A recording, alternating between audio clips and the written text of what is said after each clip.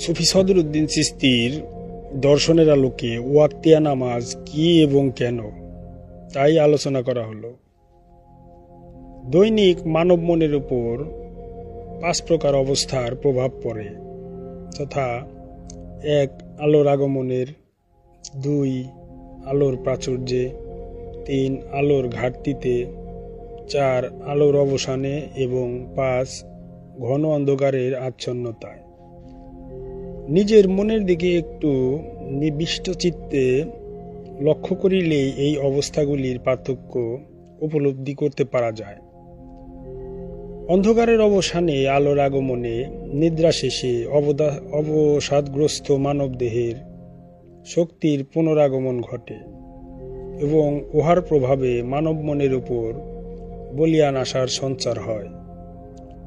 মনের এই অবস্থার প্রতি লক্ষ্য রাখিয়া ফজরের নামাজ ধার্য করা হইয়াছে।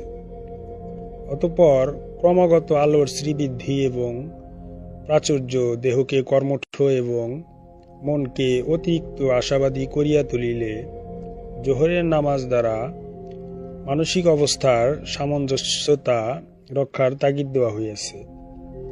অতঃপর আলোর সমারোহে ভাটা পড়িলে কর্মোদ্যম শিথিল হইয়া আসে এবং মনের সুবিস্তৃত আশাবাদ সংকীর্ণতায় পর্যবসিত হয়।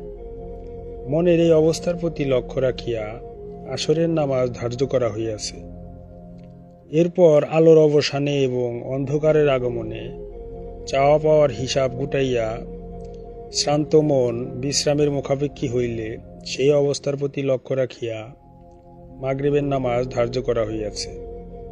অবশেষে অন্ধকারে ঘন আচ্ছন্নতার মধ্যে অবসাদগ্রস্ত দেহমন বিশ্রামের খোঁজে শয্যার প্রত্যাশী হইলে সেই অবস্থার প্রতি লক্ষ্য রাখিয়া এশার নামাজ বাধ্যতামূলক করা হইয়াছে। এইভাবে প্রতিনিয়ত মনের পরিবর্তনশীল 5টি অবস্থার প্রতি লক্ষ্য রাখিয়া মহান সৃষ্টিকর্তার প্রতি মনের সংযোগ সাধনকল্পে 5 ওয়াক্তের নামাজ ধর্মবিজ্ঞানে অভিজ্ঞ জ্ঞানীগণ কর্তৃক প্রবর্তিত হইয়াছে। বাস্তব অবস্থার পরিবর্তনের সঙ্গে সঙ্গে মানসিক অবস্থার পরিবর্তন সংঘটিত হওয়ার কারণে ভাবভঙ্গির সমন্বয় রক্ষার চেষ্টাবিহীন আনুষ্ঠানিক নামাজ বলিয়া কথিত বটে, কিন্তু আসলে উহা আল্লাহর ইবাদত হতে পারে না।